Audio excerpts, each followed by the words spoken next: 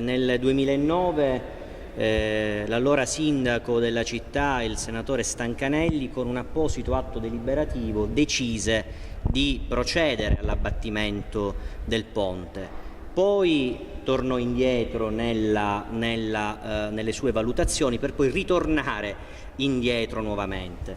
Vi è una nota ufficiale dell'assessore ai lavori pubblici di quella giunta e con questa nota l'esponente illustre della Giunta chiedeva al sindaco di revocare la delibera del consolidamento del Tondo Gioeni per ragioni finanziarie, per ragioni di copertura economica, in quanto l'abbattimento, il consolidamento del ponte sarebbe costato alle casse comunali 4 milioni di euro da aggiungere ai 3 milioni e quasi 4 stanziati dalla Regione, quindi un'opera di consolidamento impossibile da realizzare. E l'assessore invitava con urgenza il sindaco Stancanelli a procedere con tutto l'iter da avviare per l'abbattimento, per ragioni legate al rischio sismico.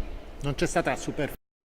Credo che la superficialità vi sia stata da parte del sindaco Stancanelli, che davanti a un dibattito in Consiglio Comunale, ai tempi ero io Presidente del Consiglio Comunale, decise di non decidere, si fece intimorire dal dibattito politico.